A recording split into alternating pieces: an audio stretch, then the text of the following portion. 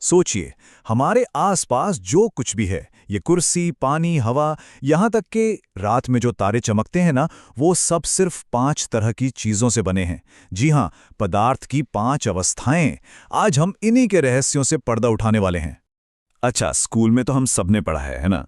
Solid, liquid, gas, ठोस, द्रव और गैस। पर क्या कहानी बस इतनी ही है? नहीं, बिल्कुल नहीं। असल कहानी तो इसके आगे शुरू होती है। तो चलिए साथ मिलके चलते हैं पदार्थ की इन 5 अवस्थाओं की इस कव्वाल की दुनिया में। तो इन पांचों में फर्क क्या है? इसका सारा राज एक ही चीज में छिपा है। एनर्जी, यानी ऊर्जा। इसे ऐसे समझिए कि हम एक एनर्जी की सीढ़ी पर हैं। जैसे जैसे हम ऊपर चढ़ते जाएंगे, पदार्थ का रूप बदलता जाएगा। हर कदम एक बिल्कुल नई दुनिया। तो हमारी यात्रा शुरू होगी सबसे नीचे से, मतलब एनर्जी की सीढ़ी के सबसे निचले पायदान से। एक ऐसी जगह जहां इतनी ज्यादा ठंड है कि फिजिक्स के नियम भी थोड़े अजीब हो जाते हैं। ये है बोस-आइंस्टीन कंडेंसेट। नाम थोड़ा मुश्किल है, पर कॉन्सेप्ट कमाल का है। जरा सोचिए, हजारों एटम्स, परमाणु, जब उन्हें लगभग 0 टेम्परेचर तक ठंडा कर दिया जाता है, तो वो अपनी अलग अलग पहचान ही खो देते हैं। वो सब मिलकर एक एक सुपर एटम की तरह काम करने लगते हैं। मतलब हजारों जिस्म, एक जान। कितना ठंडा! -273.15 डिग्री सेल्सियस। इसे कहते हैं एब्सोल्यूट जीरो या परम शून्य। मतलब इससे ज्यादा ठंडा कुछ हो ही नहीं सकता। इतनी ठंड कि गहरे अंतरिक्ष की ठंड भी इसके आगे गर्मी लगे। इसी तापमान पर पदार्थ लगभग जम सा जाता है और बनते हैं ये बोस-आइंस्टीन कंडेंसेट। तो इसे बनाते कैसे हैं? ये कोई किचन रेसिपी तो है नहीं, ये बहुत ही नाजुक काम है। पहले तो रुबिडियम जैसे एटम्स को लेजर और मैग्नेटिक फील्ड से पकड़कर उनकी रफ्तार बिल्कुल धीमी कर दी जाती है। मतलब उन्हें ठंडा किया जाता है। जब वो बहुत ज्यादा ठंडे हो जाते हैं, तो उनकी एनर्जी वेव्स फैलकर एक दूसरे में मिल जाती हैं और बस सारे के सारे एटम एक ही एनर्जी स्टेट में आ जाते हैं। एक होकर एक सिंगल मैटर वेव बन जाते हैं। और ये देखिए विज्ञान की ताकत। ये कॉन्सेप्ट कोई नया नहीं है। 1924 में हमारे अपने सत्येंद्र नाथ बोस और महान आइंस्टीन ने इसकी भविष्यवाणी की थी। सिर्फ एक थ्योरी थी। और फिर 70 साल बाद 1995 में इसे पहली बार लैब में हकीकत बनाया गया।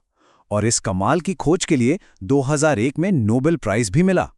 मतलब जो सिर्फ कागज पर एक आइडिया था, वो एक नोबेल पुरस्कार जीतने वाली सच्चाई बन गया। चलिए, अब जरा एनर्जी की सीढ़ी पर ऊपर चढ़ते हैं और बात करते हैं उन 3 अवस्थाओं की जिनसे हम सब अच्छी तरह वाकिफ हैं। हमारी रोजमर्रा की दुनिया। ये हैं सॉलिड, लिक्विड और गैस।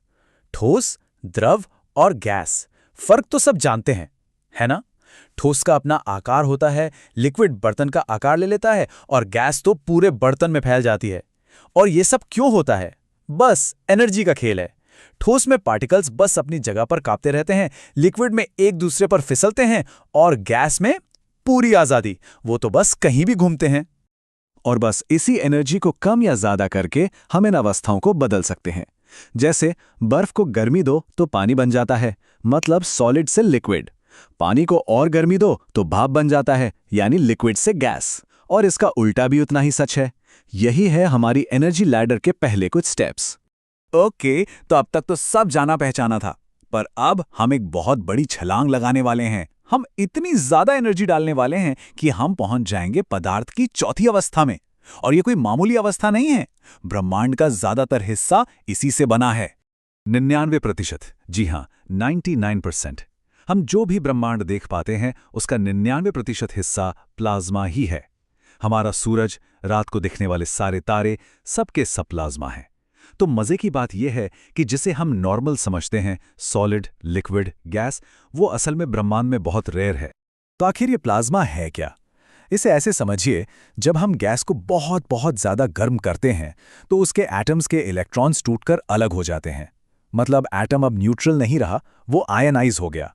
और यही आयनाइज्ड गैस, ये super hot electrically charged soup ही प्लाज्मा है। गैस बिजली कंडक्ट नहीं करती, पर प्लाज्मा करता है। और जैसा मैंने कहा, यह सिर्फ दूर आसमान में नहीं है, प्लाज्मा हर जगह है। सूरज और तारे तो हैं ही, आसमान में जो बिजली कड़कती है वो प्लाज्मा है। वो जो खूबसूरत नॉर्दर्न लाइट्स दिखती हैं वो भी प्लाज्मा है। और तो और हमारे घरों में लगे नियॉन साइन और ट्यूबलाइट्स के अंदर भी प्लाज्मा ही चमकता है। तो चलिए अब पूरी तस्वीर को एक साथ देखते हैं।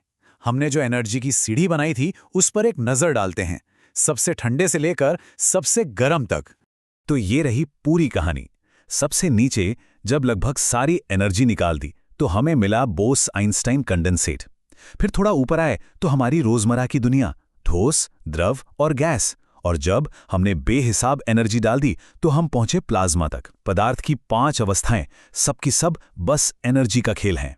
और ये सब जानना सिर्फ किताबी बातें नहीं हैं। इन अजीब सी लगने वाली अवस्थाओं को समझने से ही हमारी दुनिया की टेक्नोलॉजी चलती है।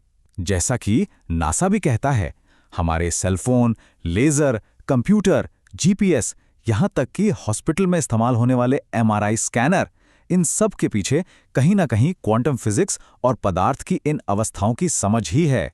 तो जरा सोचिए, पदार्थ की 5वीं अवस्था बोस-आइंस्टीन कंडेंसेट को तो लैब में कंफर्म हुए अभी 30 साल भी नहीं हुए, 1995 में ही तो हुआ था। अगर इतनी बुनियादी चीज हमें इतनी देर से पता चली तो ब्रह्मांड में और न जाने कितने ऐसे राज छुपे होंगे जिनके बारे में हमें कुछ भी नहीं पता।